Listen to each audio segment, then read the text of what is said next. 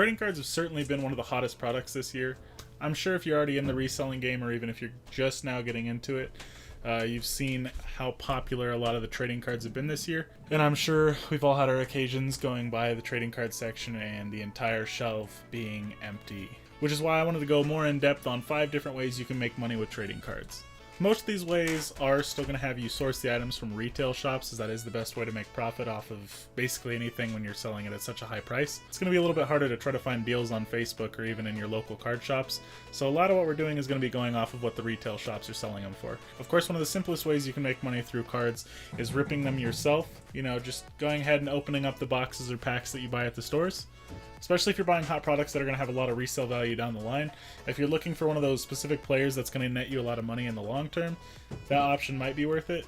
For me personally though, I would say that's one of the worst ways that you can make money with trading cards. It is the easiest, but it does also involve a lot of risk when you're ripping into a lot of the sealed products, because as soon as you rip that plastic off of it, it completely destroys the value of the box at that point. There's no more resale value unless you wanted to individually sell the packs inside the box, which you can still do, I guess, but kind of deteriorates the price a little bit still. That being said, I would definitely give it a 1 out of 5 for my recommendation. If this is something that you would like to do though, or if it's more of like a hobby thing for you and you choose to do it specifically to get into the hobby a little bit more, I would just recommend knowing your product, which ones are good for the time being and which ones are going to be good for the future as well. There are a few products every year that come out that are just going to end up being basically worthless. The main 2 products that you want to look out for as a retail standpoint are Mosaic and Prism, both for football and basketball. If you can find either one of those are generally going to give you the highest potential resale value.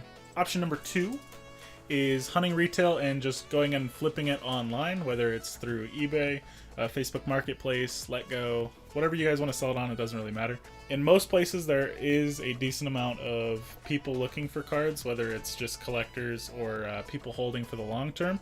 That being said, most places will have potential buyers if you're looking to sell locally. So of course the biggest thing with hunting retail is knowing the schedule. When do they restock? You have to know a lot of these things going into it, otherwise you're just going to see a lot of empty shelves. So generally, depending on where you're from, most places will either restock Thursday or Friday, and it's generally done by an outside vendor. I have seen a few places do it specifically with workers inside of the either Target or Walmart, but that is on more of like a case-by-case basis. The best thing to do in this situation would be just going out to your local Target or Walmart or multiple of them on either Thursday or Friday and trying to see if there's any differences.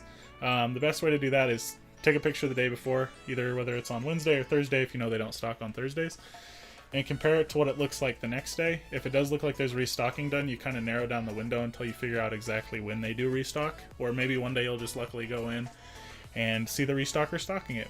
I will say from a personal experience, our restocker that I have is not a nice person, but one of the best things you can do is go up to the restocker, just small talk while she's stocking. Generally they don't like you just to take it and run, so make sure you don't just go in there and grab everything and run.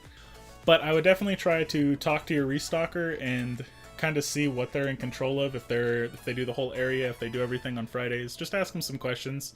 Of course, if you see them starting to get irritated or anything, back off a little bit, but no harm in asking a few questions. And of course, another thing that goes along with finding out when they restock is knowing exactly what you're looking for. Because the biggest problem with not knowing what you're looking for when you're initially going in is you might be up against 4 or 5 other people going into the store. I've had to wait with up to like 6 people already to grab stuff. So it's smart to know exactly what you're going in for. As of the time of this video being posted, the biggest things for resale value for sports cards specifically are Prism Football, NBA Hoops Basketball, and they should be coming out with a new version of NBA Hoops pretty soon as well. So either one of those will have nice resale value. Basically anything with basketball, as far as I know, in their NBA uniforms is going to be worth buying, even if it's one of the lower end products. Just try to keep up to date on what's going well, what products are worth money. That way you know exactly what to get when you go in. And then as far as Pokemon goes, Hidden Fates, the Champion's Path, but that's dropped quite a bit, and then Kanto Power. Those are the top 3 to look out for when you go in.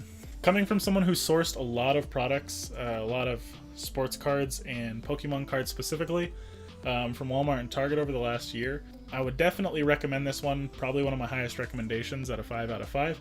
Although it is one of the hardest, but it is the least risky. There's nothing really that you're gonna lose on this except for your time and maybe a little bit of gas money. Biggest thing I could say about the second option is just don't get discouraged. I've had dry spells of 3 to 4 weeks before where I've went in and haven't found anything worth buying, not even a few packs. But then I've also had my weeks where I spend almost $2,000 in 1 week on trading cards. So just keep your head up and keep going. Figure out when they stock.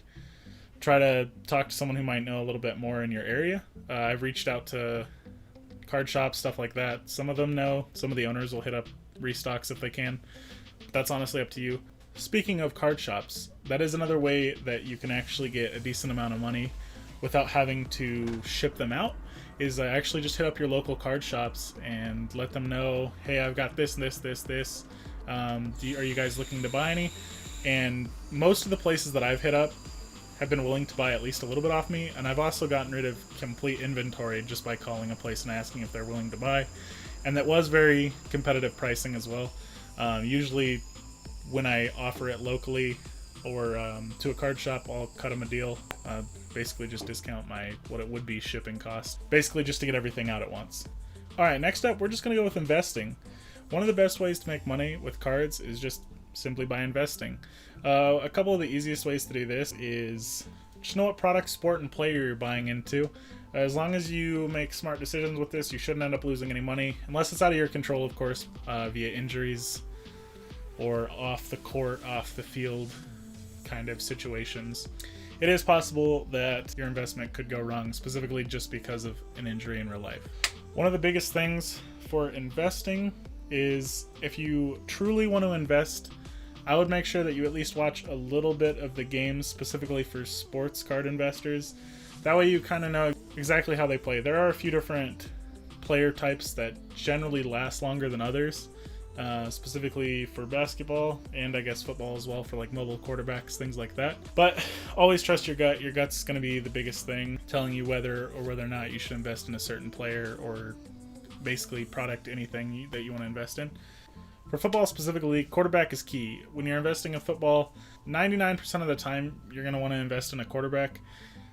Generally, they just hold the most value when you're talking sports cards, as well as legacy-wise as well, I guess. Generally, a lot of the big-name people that you end up remembering are going to be the quarterbacks, hence why the value for them is also going to be generally a lot higher than running backs, wide receivers, anything like that.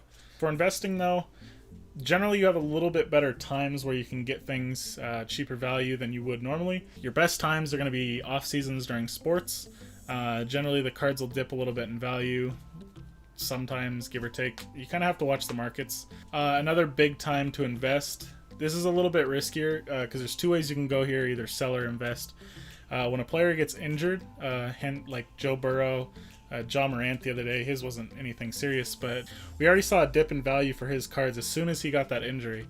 There were a few cards that tanked even a few $100 at the point of his injury, so might be a time to buy. It is a little bit riskier because you don't know how they're going to recover from that injury. John Morant, I would say, is definitely a big, like, you're going to be safe with that one. Whereas Joe Burrow's is a little bit more severe, tearing his MCL and ACL. That's a little bit riskier of a move to invest in him at this particular stage. But it would be one of the better times to get his cards at a low price. And if he comes back playing like he did this year, honestly, the cards will probably go up way further than they even have yet. So I would say for investing, I'd probably give it like a 4 out of 5 as far as me recommending doing it. Just pick your players that you think are going to do well, and I would start creating a collection around them, invest in them, and it should be all right. As far as ease, how easy it is, I'd probably say about a 3 out of 5. Just getting to the stage, or getting to that point where you kind of know what you're investing in and what's good and everything, might take a little bit of time. And that's something that not even a lot of people can really advise on, because everyone's beliefs are different. And then of course this is a little bit riskier because you don't know how a player's future is going to pan out. Whether it's, again, through injuries or off-field, off-court issues that happen. One of the things that kind of goes along with investing, but I'm going to put it in its own category, is grading cards. A lot of people will grade cards just to flip them. You can do this a few different ways, whether you go on eBay and look up cards and try to find one of the best possible ones that you can purchase raw and then send it in and get it graded. Or just by personally ripping cards, if you're interested in personally ripping them. You can make sure the cards are in really good condition and send them off yourself and get them graded as well. If you're specifically doing it off eBay though, you got to know what you're looking for. You got to kind of like basically know exactly what grades well. There are even specific cards or specific inserts of cards that are worth quite a bit of money, but they don't grade well just because the centering is a little bit off. And that's generally what the grading services see as well. Even if it's how the card was supposed to be made, it doesn't really matter. But your biggest thing is if you're trying to look at cards specifically for yourself, the corners, the surfaces, and the alignment are all really good. So if you're buying on eBay specifically to go and get them graded, I would definitely message the eBay seller if it's not in the description. Make sure that there's no defects or anything that you can't see. Generally, the alignment's a little bit easier to see on your own, whether it's a little bit too far to the side on either side or up and down, anything like that. But a lot of cards, specifically like Mosaic or Prism, have print lines on the back, especially this year because they've been pumping out so much shit. So you just want to make sure that there's nothing that's going to hinder you from getting the top grade that's going to make the card actually worth getting graded. There are two main grading services as well. It's PSA versus BGS. There are a few different ones, but those are generally the top two that people use. If you're looking for more quicker flips, generally PSA is the way to go. When you're going through PSA, the only way that you're going to make money is if you get 10s on cards. And then through Beckett, there's a 9.5 or a 10, and if you get a black label 10, that's worth quite a bit in comparison to the other ones. But that's like your cards that have like 0 defects or anything when you send them in. You just want to make sure that when you send in a card, it's definitely worth grading. Because basically anything that grades under a 9.5 in Beckett and anything that grades under a 9 in PSA is not even worth sending in. They're worth slightly more, if not the exact same, than a base card would be. So for grading specifically, I'd probably give it like a 2 out of 5 as far as a recommendation goes. I haven't really done it myself, so I can't speak to it very much, but I do know a lot of people actually get quite a bit of money off doing it that way. It's just a little bit riskier for me. I would probably say it's about a 2 out of 5 for easiness and a 3 out of 5 for riskiness, if not a 4 or 5 out of 5 for riskiness, depending on, again, how much you know, what you're looking at, things like that, which even I'm still learning a little bit on that. All right, on to number 5, my personal favorite. I love doing live breaks. I do them all on eBay as well as my Twitch channel. That's where I stream the content. Real quick, if you don't know what a break is, simplest way to put it, let's say if you have this box right here and we're going to list it online. Instead of listing this box for $35, you can just say, hey, I'm going to open this live on camera, but I'm going to sell it on 32 different auctions, basically one for each individual team in the NFL, and people will bid on the individual teams. Of course, generally you're going to have teams that sell for higher than others, specifically for football. Chargers, Dolphins, Bengals, those are going to be your high selling ones. And people will bid up those teams specifically because they want to get a specific player that's on that team. So your best ones are going to be the best rookies in the class, of course. Usually what I'll do for this, if it's retail products, you lot them up in like a group of 5 or 10, depending on what product it is and exactly how much work you want to do after the fact. But recently I've done a lot of 5-box breaks, whether it's a mixture of kinds of boxes or sizes of boxes. You can throw in a few packs, things like that. It doesn't really matter. It's all up to you on how exactly you want to do it. Breaks generally get you a little bit more money as far as resale value goes. For example, on the Prism football, which is worth quite a bit right now, you can buy the packs in store for $10 a piece. I did a 12-box break recently. I think the prices went down a little bit. Disclaimer. But I did a 12-box break, around $320 to buy all the packs plus tax. I think total revenue I had around $660 on it. Whereas if you were to sell each individual pack, you would get nowhere near that. The packs average around $25 to $30. So resale value on the packs will only be $360, whereas you can get $660 through doing it through breaks. Not all of them are going to be that drastic, of course, but there are a few if you do your research, stuff like that. You kind of start to learn exactly what sells for more and what way is the best to do it. Breaks are my number one way with cards to make money. The only thing with that, of course, is you are investing a little bit more time, so make sure that your hourly difference is going to be worth you doing. Generally for card breaks, I set about an extra 3 to 4 hours, give or take, onto my time that I would normally take to resell something. One of the biggest things that I think that helps with doing breaks the most is creating your own Instagram account based off of cards. And if you can create a following on Instagram with a bunch of card collectors that want to keep buying into your breaks, you aren't even going to have to use eBay or any other platforms to sell on anymore. You can strictly do it on Instagram and not pay any fees. which if you're doing a break for around $1,000 ends up saving you about 130 bucks, give or take. That being said, I don't know why you wouldn't want to do that if you do grow the following on Instagram. I've been working on mine for a little bit, still haven't got it there, but I'm still selling on eBay, trying to grow my Instagram as well while I sell on eBay. I would make sure you have at least a semi-professional setup when you do this. You don't want to just put a camera over like a wood table or something, like a dirty wood table. You want to at least make it look a little bit nice for the people that are watching. You can stream directly off of your phone depending on what platform you want to use. Generally, I have my own camera set up and everything that I use for one, but it's definitely not necessary. You can definitely just use your phone and your phone's mic and video, or your phone's mic and camera, and then maybe work on getting the more important stuff a little bit later on, because at the very beginning, especially if you're doing like lower end breaks, more retail products, it's not going to really matter. The biggest two things with this that I would have to say, they kind of go a little bit hand in hand, is you want to be a little bit charismatic as well as know your shit. If you lack either one of those two things, it can disrupt the whole situation. If you're opening the cards live on camera and you pull something that's worth quite a bit of money and you just treat it like it's any other card, or mishandle the card, or maybe you just don't know basketball or football enough to know that you pulled something good, it kind of looks a little off when you either say the player's name wrong or just don't know enough about the cards to know that something's worth money. A lot of your best card breakers are really enthusiastic and charismatic. Myself personally, I'm probably somewhere in between, I would say.